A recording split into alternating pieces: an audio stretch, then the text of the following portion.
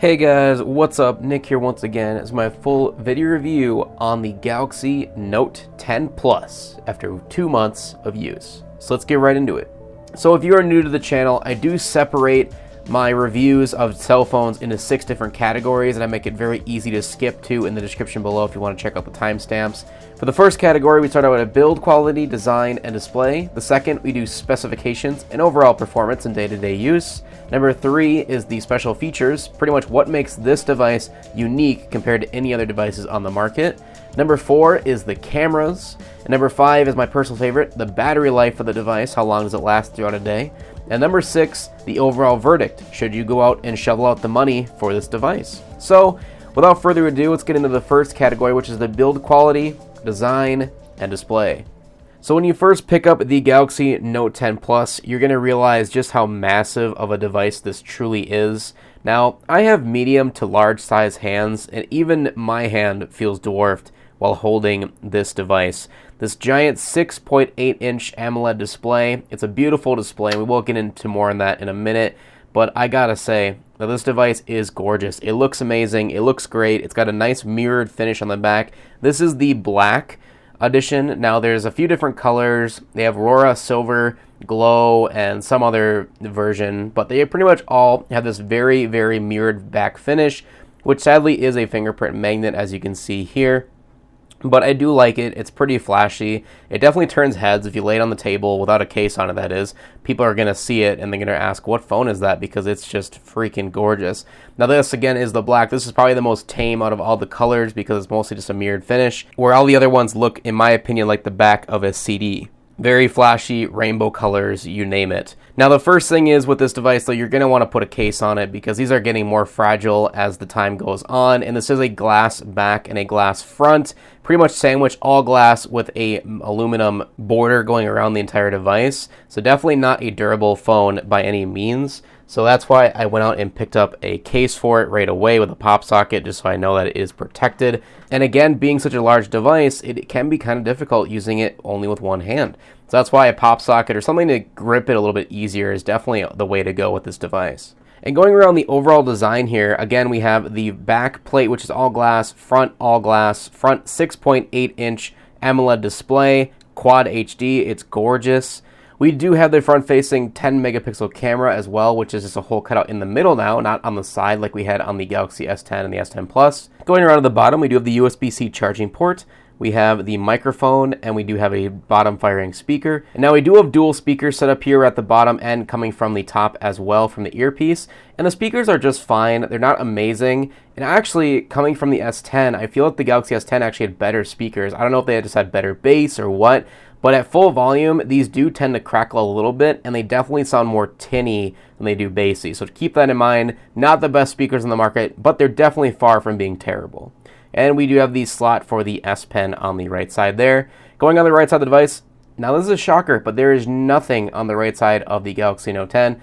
No volume, no power, nothing. It is all on the left side of the device now. We do have the power button and the volume rocker. And now a lot of people are like, where'd the Bixby button go? Now, this was kind of stupid in my opinion from Samsung, but they also gave us some options, so I will give them a pass for this. But out of the box, this is the Bixby button by default. And then if you hold it, it opens up Samsung Pay or Bixby. I can't remember exactly what it opens when you hold the button. Now, to turn off the device is all through the software. You actually have to scroll down from the top and hit the power button right there to turn it off and to recycle or to power cycle it, which is really weird. But you can change this, thank God, in the settings, which I did. So now when I press and hold the power button, it actually brings me to the power settings, which is really nice. Now, I don't know why out of the box Samsung didn't make that apparent, but yeah, so out of the box, this is actually just a Bixby button. But you can also change this to double tap to unlock specific apps.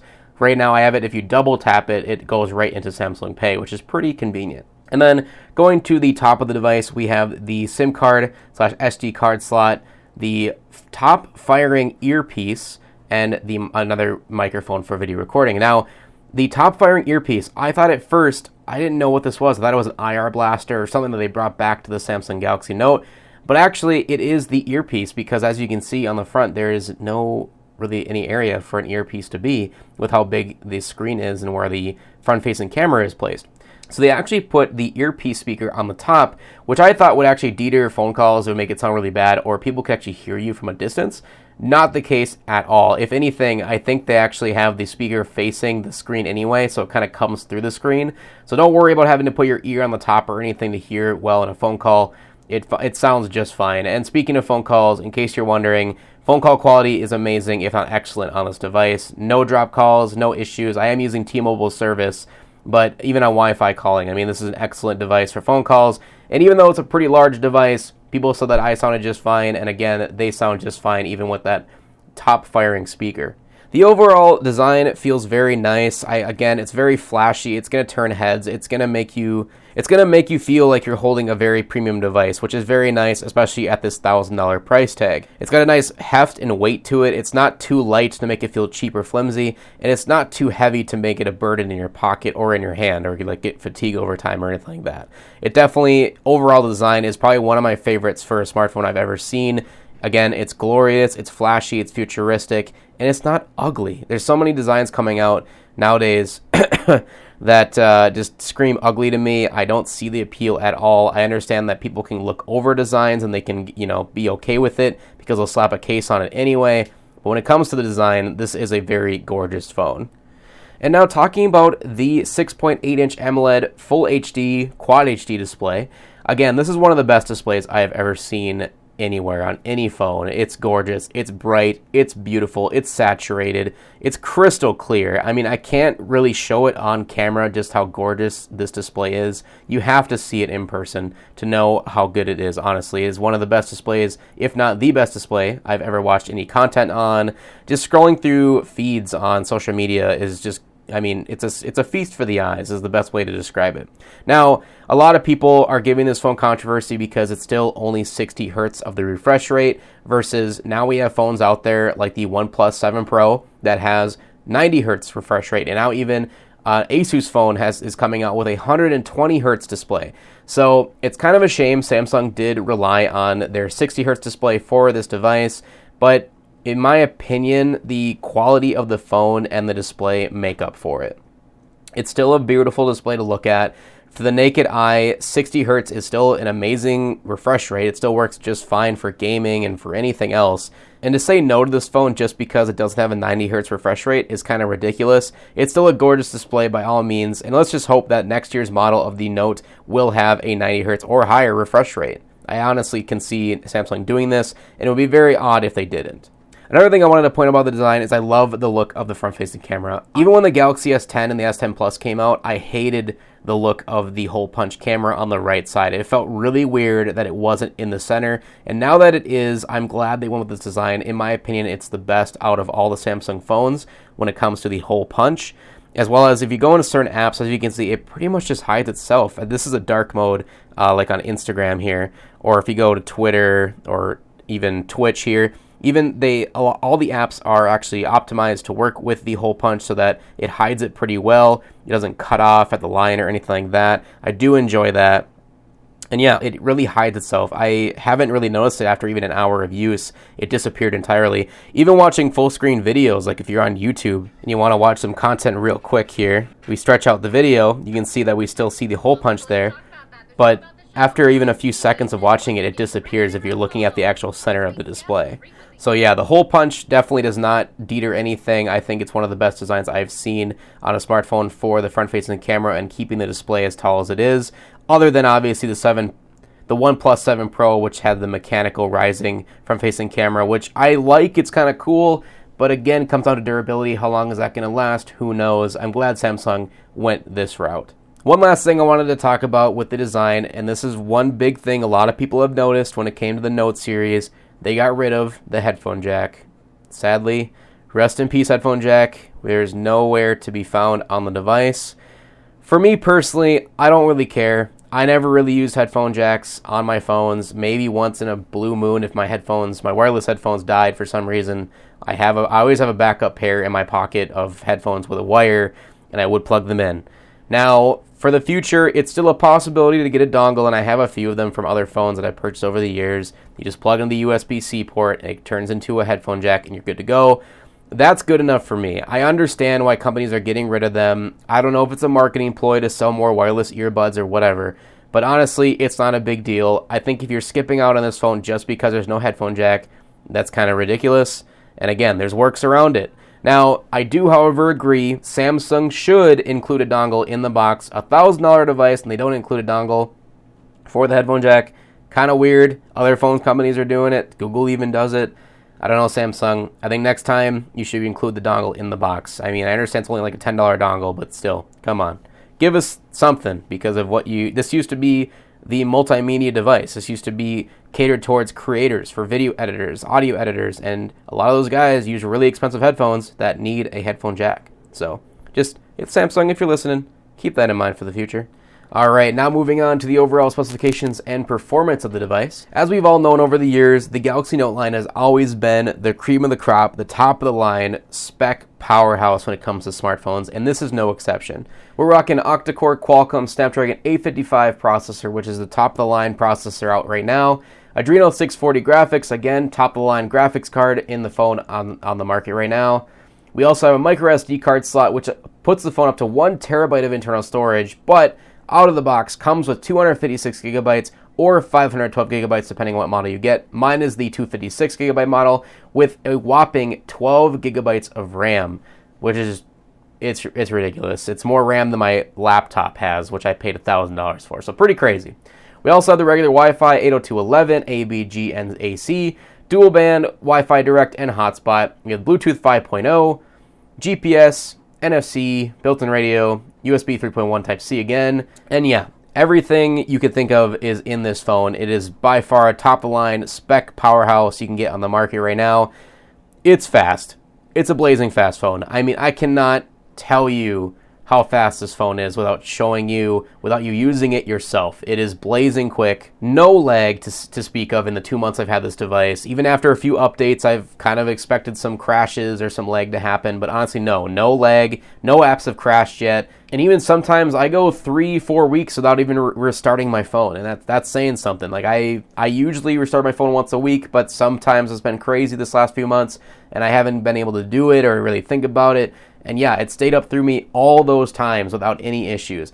And multitasking is crazy good on this phone. You have the multiple apps running at once with the split screen mode. You can run a YouTube video while sending a text message, while going through Snapchat. And while doing all that, still have all these other apps running in the background that you can quickly and easily jump right back into, and it saves where you left off, which is pretty awesome. And it definitely shows the performance of that 12 gigabytes of RAM. And speaking of the RAM, even with all of this multitasking, which I do on a daily basis, and jumping through apps, I still always have 5 gigabytes of RAM free while heavily multitasking, which is pretty crazy. I mean, most phones on the market don't even have 5 gigs of RAM in their phone, let alone 12. So it's crazy that they have this much of a powerhouse in this device. And the One UI is intuitive, clean, and runs without any hiccups, which I kind of expected because One UI has been above and beyond better than the old TouchWiz that we were used to with Samsung, which I personally never liked, and a lot of people felt the same way. But One UI is hitting it out of the park when it comes to updates, when it comes to performance and reliability. The only real downside, I think, to the One UI is that I feel it could have faster animation speeds, which when you put it neck and neck next to like a OnePlus device or a Google device, it still feels a little bit slower just because of the animation speeds, but not because of the overall performance. And right now it is running Android 9 out of the box, but it will be getting an Android 10 update very soon, which I'm pretty excited for, and I'll probably have a separate video on Android 10 once that gets released. Now moving on to the special features of the phone. What makes this different from any other device on the market, and why should you get this over the others? Now the big thing, and this is the one everyone knows about when it comes to the Note series, is the S Pen. We have the glorious little pen that stays inside the device. You don't have to carry it with you in a separate pouch or something weird. It's got a nice, satisfying click that everybody loves. It's really nice, and it feels really good in the hand. It's nicely sized. It doesn't cramp when using it too much. And it's just nice to use. It's fun to mess around with. And honestly, this is the most I've used the S Pen since getting a Galaxy Note device. And I've had every Note device since the Galaxy Note 2. Now that's saying something. Now every single Galaxy Note device I've ever purchased, I've always used the pen maybe for a day or two and then put it away and never came back to it. Now this is the first Galaxy Note that I've actually used the pen and enjoyed using it, and it actually wants me to keep using it without it being a burden. Now when you take out the pen, you can hit the little button here and open up this quick view menu, which you can go right into creating a note, view your notes, smart select, screen write, live messages, air, doodle, translate, pen up, or add any custom shortcuts that you would like. All of these are pretty useful, but some of them are kind of gimmicky, like the live messages, the air, doodle, that kind of stuff. But I do like some of the screen writes, like it automatically take a screenshot and you can draw on it and stuff like that. Smart Select is kind of cool. You basically just drag and drop and it'll take a small section of the screen and you can save that as a GIF or an image or anything like that, which is pretty cool. And then obviously the note is just taking notes on the device. Now the major thing that I use the pen for is actually writing for all my messages. So replying to text message, or if I'm going in to make a tweet, you can actually write out the entire message like, hey, how are you guys today? Question mark. And you can see it's pretty accurate and it works really well. And even with my terrible handwriting, like I am one of the worst writers of all time, it's pretty good at accurately finding what word I'm trying to say. And sometimes, if it's not accurate, it'll give you certain suggestions that you can choose from, and it's usually one of those. So yeah, I use this more often than actually taking out the keyboard and typing with both hands. It's pretty unique, it's pretty cool, and it's fun to use. The other cool features is the Bluetooth functionality. So you can actually use this guy as a wireless remote. So for instance, if I hold down the button, it should open up my camera app, and there you go. And then from the camera app, you can click this once to take a picture. So for instance, if I'm aiming over here, I click the button, boom, it takes a shutter picture. We'll go and look at it.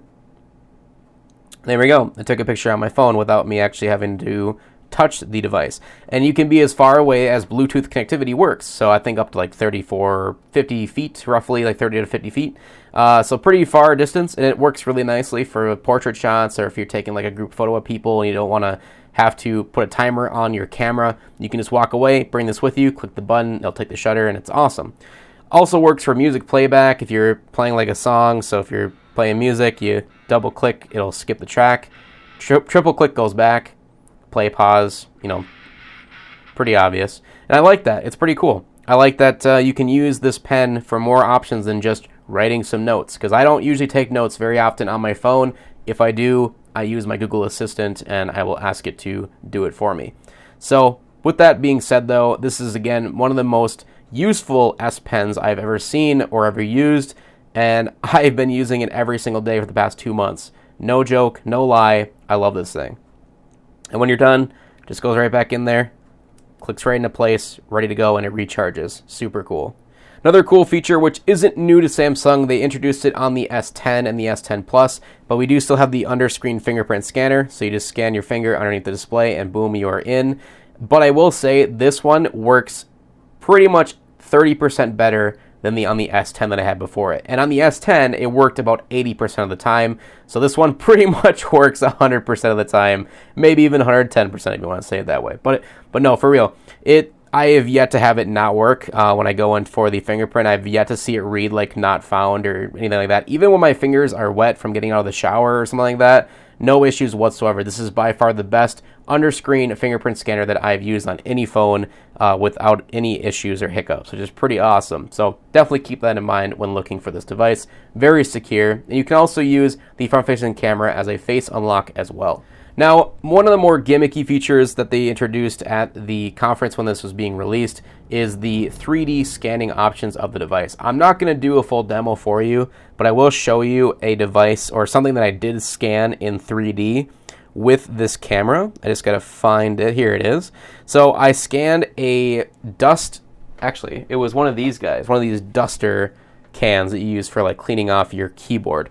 So I put it on my desk, I walked around it, scanned the entire device, and then I put it through the phone. It took like 30 seconds to render, and then you're supposedly able to send this to like a 3D printer and actually print it out, which is kind of cool in concept.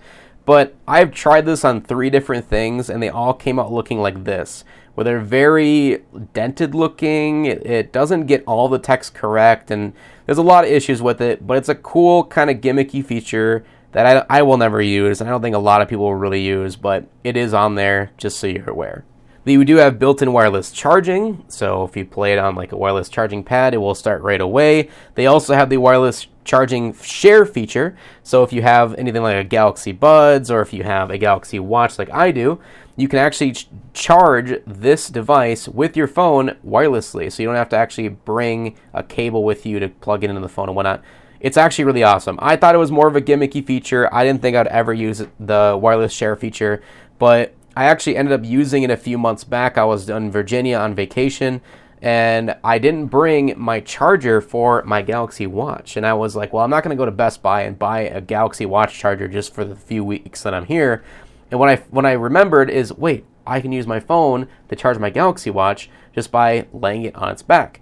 So all I did was I plugged my phone in for the night to charge it, and then I flipped the phone over, I laid the watch on the back, and it charged the phone, or it charged the watch overnight while the phone was also charging. So I woke up with both devices at 100% charge. Super awesome. I love that feature. It definitely comes in handy if you ever need an extra charger without having to carry an extra one with you. Another cool feature that they implemented with the One UI is built-in screen recording. So if you scroll down from the top here and scroll down again, swipe over a couple times, you should see the option to screen record, which is right here. So screen record, they added that I think 2 updates ago, but you just click on that, it'll start recording anything on your display for as long as you like. Another cool feature is it also records anything audio-wise on the display, or in the phone. So I know a lot of third-party screen recorders that would only record from the microphones, so like you would hear your breathing or like you're talking if you're recording something, which is pretty annoying. But this one will do both, or one or the other, or neither, which is pretty awesome. Another cool feature is the Edge apps. So you can have this set from any side, but we have the curved displays, which are more of a gimmick in my opinion than anything. They look beautiful, but they're kind of annoying sometimes when you're trying to reach over to hit something and your palm accidentally hits an app. But one cool feature that is in the curve is if you slide out, you get specific applications in here. So I have like my favorite contacts. So I swipe over, I have a ton of different tools like a compass, tally counter, flashlight, surface level, ruler. And you can add a ton of different features over here. You can add like the weather from here, reminders, specific app shortcuts. You can have your music, a lot of different cool things, which I really enjoy that it's there, easy to access. I never actually go into my phone app anymore. I just usually swipe over, slide over from the side, click my app or my contact I want to call, hit it from right there, and you're good to go. So kind of a cool feature. Again, not 100% needed or anything, but it is there and just something to keep aware of. And then the last thing, I can't really show you because I don't have the dock, sadly, but Samsung did implement a new docking system. Essentially, you plug this device into a dock that's connected to a monitor, and this becomes a full desktop computer. Now, it's more like a Chromebook than it is an actual computer, but it's pretty awesome that Samsung's innovating to try to turn smartphones into actual full-blown laptops, if you think of it that way. I know some companies are actually giving their employees these smartphones now that when they bring it to the office, they plug it in their dock, and that's their computer for their office work. And again, they're very heavily secured with the Knox software from Samsung, and they work pretty well. And I haven't been able to try this myself, but I watched a ton of videos on how the docking works. And it seems to be pretty fluid, just like a Nintendo Switch. You put in the dock system, it pops up on your monitor, full-blown 1080p display, or 4K, whatever you want to use. It upscales it for you, and you can use it with a mouse and keyboard. Super cool, super awesome. Good on you, Samsung, for trying to innovate once again. Now moving on to the cameras. Now, these cameras, I just want to say right now, are some of the best I've ever used on a smartphone. And yes, that is including the Pixel 1, 2, and 3, and some of the iPhones. I haven't owned an iPhone XS or the new iPhone 11, but I did have the iPhone 10, and yes, this one blows all of them out of the water. Now, we do have the regular 12 megapixel dual pixel optical image stabilization camera with an aperture of 1.5 to 2.4, 27 millimeter lens. We have a 12 megapixel telephoto lens, which is in the middle there. Same exact aperture, 52 millimeter lens with the 2x optical zoom, which is pretty awesome. And then we have the 16 megapixel ultra wide 12 millimeter lens with super steady video. So it doesn't have optical stabilization, but it does have software stabilization. And then we have the 3D sensors again for that 3D scanning. Now, going into the actual camera app, this is a pretty clean app. It's pretty easy to use, pretty easy to get used to. You just swipe over from different lenses, so you have live focus. We'll go from the left to right. So we have night mode, panorama, pro mode, so you can change pretty much every little thing you could think of, live focus, So you can actually change the background. It will basically highlight whoever is in front of you, changes the background, makes a more unique looking portrait. Regular photo, video mode, super slow-mo, slow motion, hyperlapse, and that's it. Now, hyperlapse, super slow motion are more gimmicky features. The slow motion works pretty good, but the super slow is honestly garbage. I would never use it in any reason or shape or form. It's automatically at a 2x zoom in, and it's really pixelated. It's 720p, which shouldn't be too bad, but it looks terrible no matter how good of lighting that you have in the shot. The video, however, is gorgeous. You can record up to 60 FPS 4K. You can record 60 FPS 1080p, and it just looks really good, especially with the optical stabilization. It's almost flawless. Almost feels like you're running with a gimbal, which is pretty good. Again, and photos look just as good, if not better. They're very rich, saturated, sharp, and just great. I can't really explain it too much without showing you examples, which I'm probably showing you right now in the video. It's a great camera. I mean, you're not going to be disappointed by any means. Some people like to say, including myself, because I do look at the photos from an analytical sense, they can be sometimes oversaturated and over-sharpened, especially with the HDR Plus mode on. But I really recommend leaving HDR Plus on because without it, it can be kind of bleh, kind of bland overall. The colors don't seem to pop as much as Samsung's saturating processing does. But from an overall standpoint, the cameras are gorgeous. The wide-angle camera is my favorite camera I've ever used in any smartphone.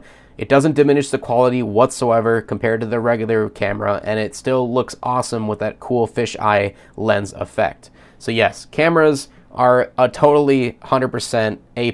And they are the exact same lenses from the Galaxy S10 and S10 Plus, so definitely keep that in mind as well. Another thing I actually caught myself using a lot is the telephoto lens, which is just the 2x optical zoom for taking macro shots for like flowers or anything like that. And it works really well. I love it, especially for taking up close shots of portraits as well. And going to the front facing camera, now this 10 megapixel wide angle camera, it is wide angle as you can see. You can also switch to a wider set by default. I think it's zoomed in a little bit as you can see, but you can switch to a wider angle. It does have a kind of a fisheye lens effect a little bit. But for the most part, it's good. It's not terrible. It's not bad. It's not the best, though. I wish it was a little bit more crisper, a little bit more cleaner. It does have a little bit of pixelization that I've noticed over the time of using it. And again, the fisheye lens effect is kind of a little bit annoying for a front-facing camera. But I do like that it's wide angle because you can get more in the shot when you're trying to take a selfie or a group selfie or something like that. But it's good. It's not bad. It's just good. Now moving on to one of my favorite categories again is the battery life on this device. How does it hold up over a full day's use? How does it work for power users? How does it work for regular everyday Joes that don't use their phone too much? Well, I have some very good news. This is by far the best battery I have ever seen in a smartphone. I have tried, I'm not even kidding you, I have legitimately tried to kill this phone before going to bed. I have tried to unplug it at 9 in the morning, use it throughout the entire day, watching videos, watching live streams on Twitch, tweeting, social media, taking pictures, playing games, you name it. I've tried everything in one day to try and get this to die before 11 p.m. at night, and I couldn't do it. I was still left with over 15% battery life after using it for an entire day from 9 a.m. to 10 p.m. I watched well over 3.5 hours of someone's stream on my phone, using Bluetooth headphones, using my watch connected at all times. I also was scrolling through social medias every now and then. I played like an hour of Balloons Tower Defense, a video game on here, and did a couple phone calls, texting, you name it, and I still had about 16% battery life at 10 p.m. at night. Now today, I took off the charger at about 10 a.m., I want to say, exactly at 10 a.m., so 3 hours and 50 minutes ago, and I am still at 83%. I've used almost basically an hour and a half of screen on time, and pretty much that's about it. I've pretty much just been on social media and stuff like that today and making this video for you guys. And I'm still at 83%, and it's 1:50 in the afternoon, almost 2 o'clock. And it's stating I have about a day left and 5 hours, which is pretty crazy, left. But yeah, I'll show you a screenshot of a few days ago, how basically at the end of the night, how my battery was looking, where I was at, and how much I used the phone. But yeah, as I was saying, you legitimately have to try and kill this device if you don't want it to last throughout a day. This will last a day and then some easily if you're just an average user of a cell phone. if you use it for texting, you know, some light social media browsing, maybe a picture or two, a phone call or two, and that's it, you will be ending the day at 75% easy. Yeah, it's ridiculous. This battery is crazy good, ridiculously good. I can't express it enough how good this battery is. I get anywhere average from 5 to 6 hours of screen on time if I was to use the screen as much as possible at 50 to 80% brightness, which is really good. I don't use my brightness at full like a lot of people do. I usually have it about right below 50% is usually the accurate that I have it on for the brightness, as well as I am using the full resolution. I've been using it at the Quad HD resolution. Out of the box, for some reason, by default, the resolution is set to 1080p. So if I go to, I think it's under display settings, and then screen resolution.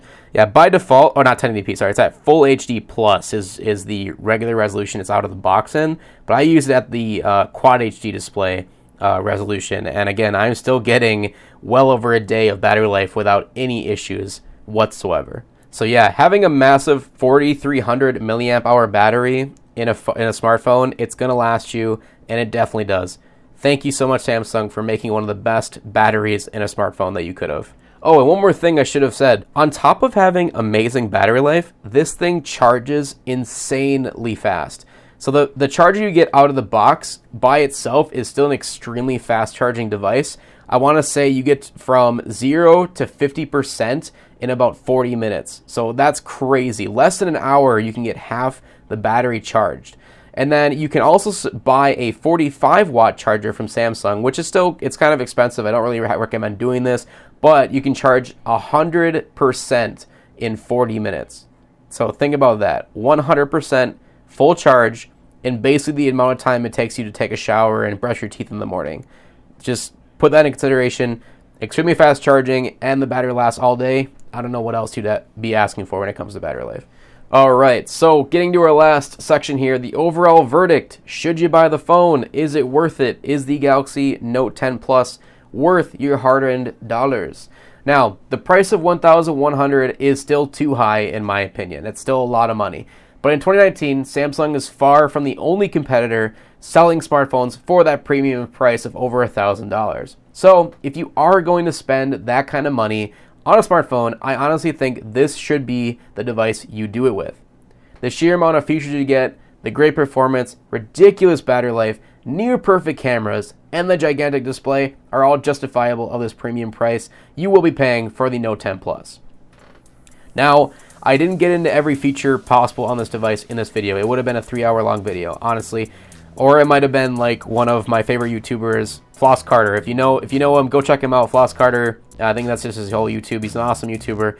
But he made like a full hour-plus video on his review of the Galaxy Note 10, and I still feel there was so much more he could have talked about in that video, and that just goes to show how much is in this device that is more than worth the price they're asking for, even though I still think it's too expensive. So, with that being said, thank you so much, guys, for watching my full review of the Galaxy Note 10 Plus.